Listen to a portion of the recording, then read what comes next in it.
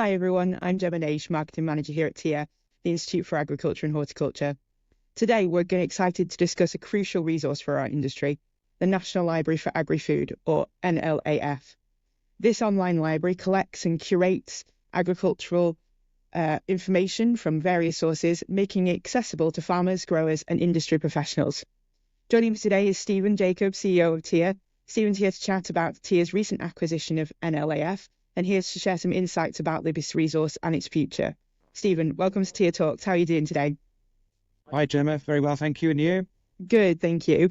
I'm really looking forward to diving into the topic. Let's start with the basics. Can you briefly explain what the National Library for Agri-Food is and why it's important for our industry? Yeah, certainly, Gemma. So National Libraries for Agri-Food is exactly what you might imagine it would be. It's a great library resource of all sorts of content out there relating to agriculture and food production. And when I talk about content, we've got almost 27,000 different articles on the library as it currently stands. And that comes from a variety of sources. Some of them are organisations which you might expect, and some of them are very much independent organisations and literature which wouldn't normally be very easy to search for or to access. And from our point of view is that the National Libraries holds an independent editorial position, which means that we're curating that content and currently delivering that to members of the National Library Service. That sounds really valuable. How is TIAH involved with the NLAF and what role do we support in supporting this initiative? Well, TIAH took ownership of the National Libraries for Agri-Food back in April of this year. And it wasn't started by us. It was established quite a long time ago by the consortium, which is Food and Farm and Futures. And they had great foresight in really thinking about how we could, within an industry as we are, manage knowledge exchange and ensure that a lot of this really useful information is accessible to farmers and growers within the United Kingdom. And currently there's about 2,000 subscribers, and we're looking to really grow that base and try and get the knowledge out there further.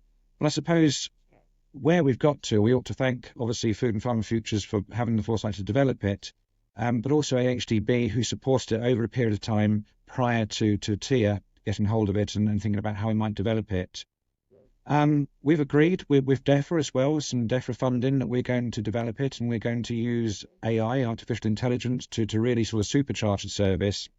And that's where it gets exciting, and that's where we want to see where we get some feedback from the industry as well, Gemma. Fab, thank you. What are the key benefits do you think that farmers and growers can expect from using the library? So there's several key benefits. I mean, if you think about it as a library, it's got a huge amount of resources on there. It's all digital, and we are digitising more material as we go as well, so it's very easy to search. All the content that's on there is available 24/7. So, fitting around our busy days out in the field and doing all of our farming, we can access it when we get back in the evening or into the office on a rainy day, and I think that's really important. So simplified searches for information. Sharing and collaborations, there's a lot of shared material on there from academic institutions and commercial organisations as well. And as I say, it's that sort of easy access and the modernisation of media formats, which is really going to help the national libraries. I don't know.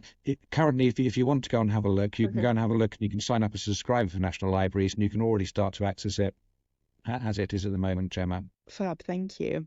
Now, we're currently seeking opinions from farmers and growers about the library. Can you tell me a little bit more about that and why their input is so crucial? So we're at a real crossroads of technology at the moment. With artificial intelligence coming in, it's touching every part of our lives, and it's currently in the press. We're all understanding more about how it's going to benefit us in our everyday lives and our working lives. And that's where we are with the National Libraries. It's about how we can use AI to curate content for us individually, so we get content from the information and sources that we really want to see.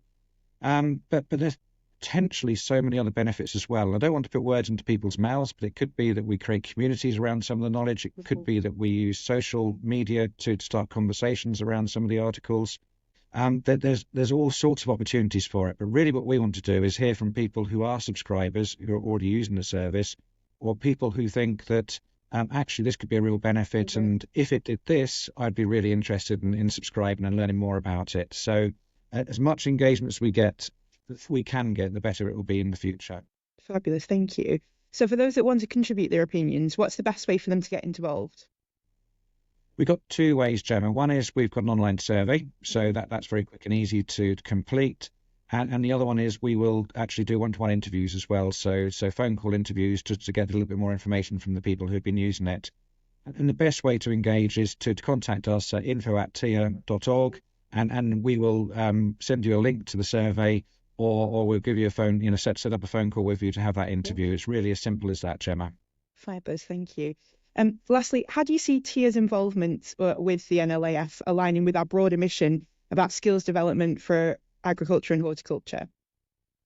Well, obviously TIAH is the industry's new professional body. We very much see ourselves as the home of skills, careers and professional development in both agriculture and horticulture. And we're about helping people to be the very best they can be, and obviously supporting businesses to succeed especially in this time of transition. So I very much see the National Libraries coming into TIAH as a natural extension of our service, and I think being a trusted partner for the industry is an essential resource which is only going to grow and develop, and it really, really meets with our core values very, very nicely, Gemma. Thank you, Stephen. Thank you so much for sharing these insights today. That's all we have time for, but we'll be back next time to discuss more interesting topics that TIAH is working on. Thanks for joining us. Fantastic. Thank you, Gemma.